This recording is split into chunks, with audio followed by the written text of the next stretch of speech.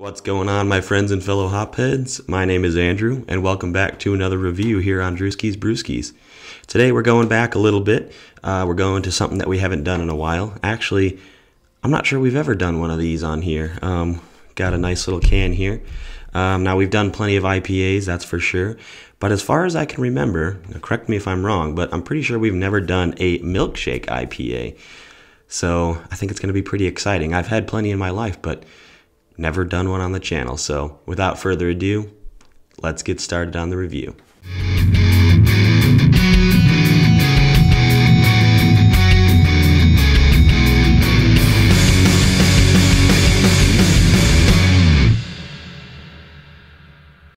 Alrighty everyone, once again, welcome back. Thanks for tuning in to this review here on Drewski's Brewskis. I hope you enjoyed the very first podcast that we did on the channel last week. I went through a lot of trouble to get that done for some reason, but luckily I think I've got it sorted out so that way in the future, in the next couple of podcasts, things will go a little bit smoother. But beyond that, let's get right into the review because I'm pretty excited about this one. I just picked this one up, I believe, last week. Now this is from a very popular brewery in the Illinois area. They're very well known for their IPAs, and that brewery is Hop Butcher for the World. Now this one that we've got here is called Blazed Orange. Now they do a regular version of this, a non-milkshake version, but I have had that, but I've never had the milkshake version, so I'm pretty excited about that.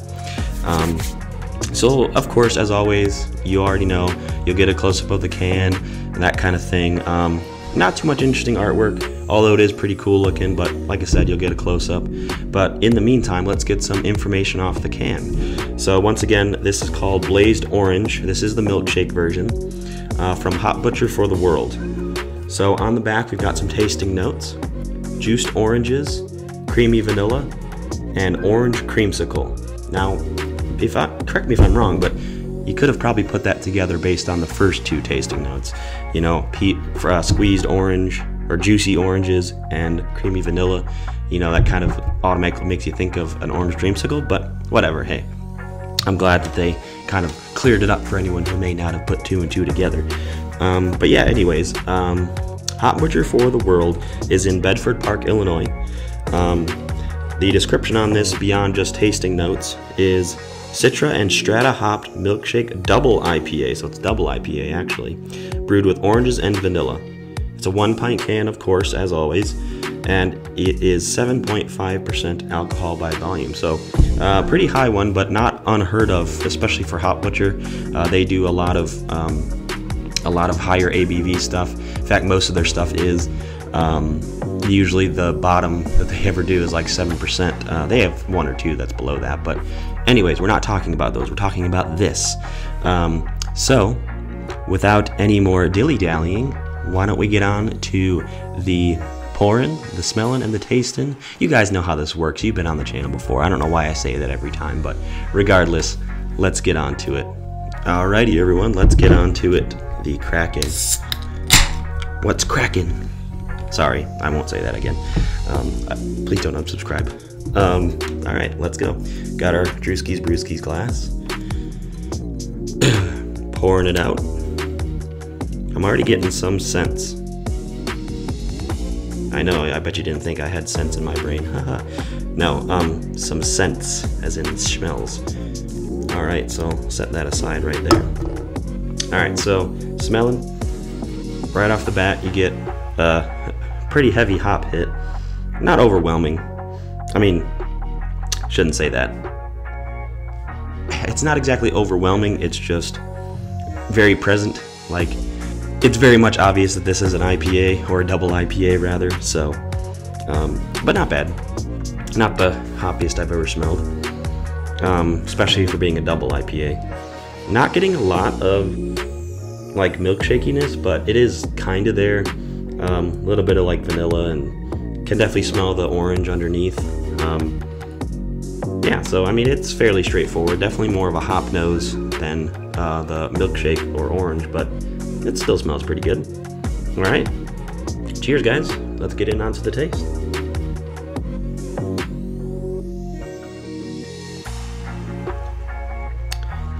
Oh, you know what?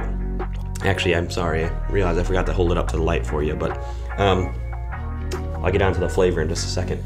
But it is very hazy. Sorry, I kind of forgot this part. Very hazy. It almost does look like a creamsicle, or like an orange milkshake, kinda. So, yeah, I'll hold it up to the light for you guys, but you can't see through it at all. Very much like an orange milkshake or an orange creamsicle. But taste-wise, yeah.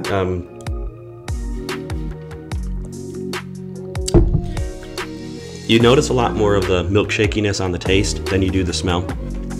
The hops are still very much there, don't get me wrong, but I would say you smell way more of the hops than you taste, which is always a good thing, especially if you're trying to make it like a milkshake IPA. Like, no one goes into a milkshake, you know, in real life, no one goes to like Dairy Queen and gets a milkshake and expects to taste like grass, or no one goes to McDonald's and gets a milkshake and, well, no one goes to McDonald's and gets a milkshake because their ice cream machine or milkshake machines is always broken. So there you go.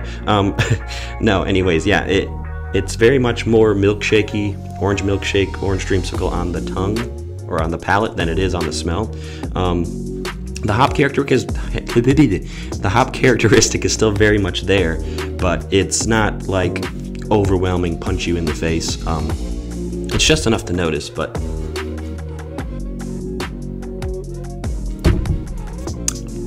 yeah, I'm thinking that obviously it probably is the hops that they use. I know Citra hops, obviously, you got to think of it with the name.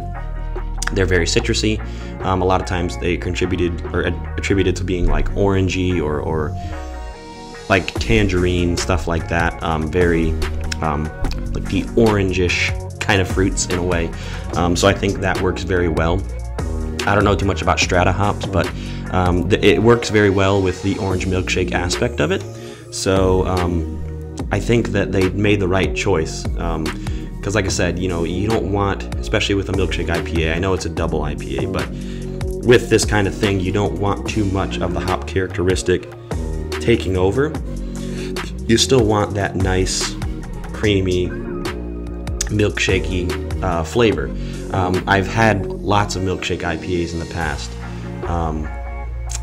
that have been too heavy on the hop and not enough on the creaminess.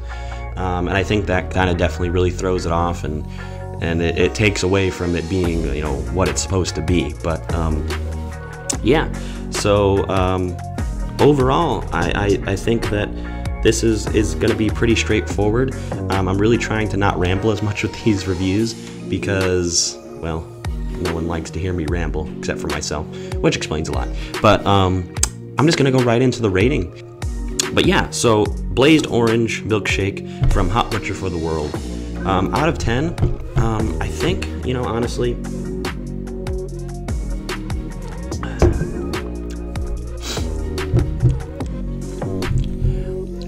I'm going to give this a solid 7.5 out of 10. Now, I'm not going to say there's nothing wrong with it, because obviously if I say 7.5 and then say there's nothing wrong with it, then that doesn't really make sense. But the reason I give it 7.5, I do think that the hops they chose work very well with the orange and the vanilla. They're not very overwhelming. I just think that, if anything, the aspect of it being a double IPA maybe throws it off a little bit in this sort of sense.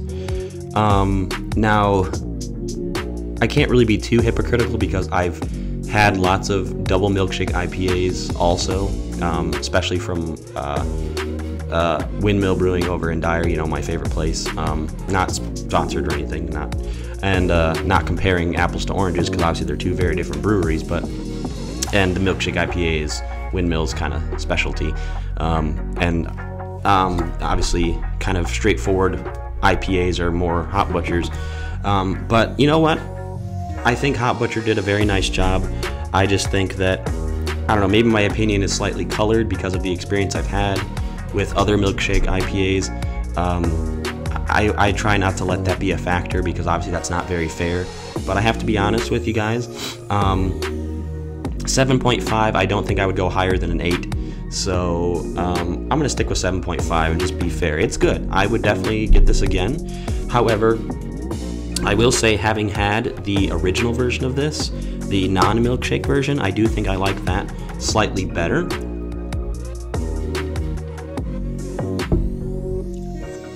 I'm not sure what it is about it that I like better, but I do enjoy that one just ever so slightly better.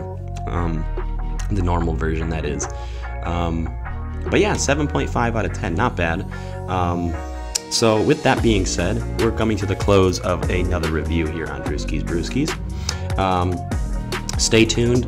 We will have more reviews coming very soon, and more podcast episodes coming soon also. So stay tuned for both of those things. Once again, if you have any ideas or of topics for the podcast, do be sure to let me know. I'm open to suggestions. And also, if you have anything that you want me to review that I can actually get my hands on, or any other like ranking videos, things like that, I'm also open to suggestions for all of that too. So yeah, stay tuned. Well, not lots more, but more content will be coming in the near future.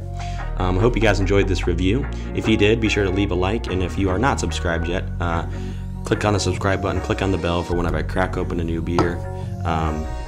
And once again, thank you very much for watching. If you have not seen the first podcast, the introduction one, I do recommend that you go and watch it. I'll put the little annotation thing up right here, so you can go and watch that at your leisure. But yeah, thank you guys so much. I appreciate it. Leave a comment down below, and we will see you in the next video, whatever that might be. See you around. Let me know what you're drinking on tonight, and cheers.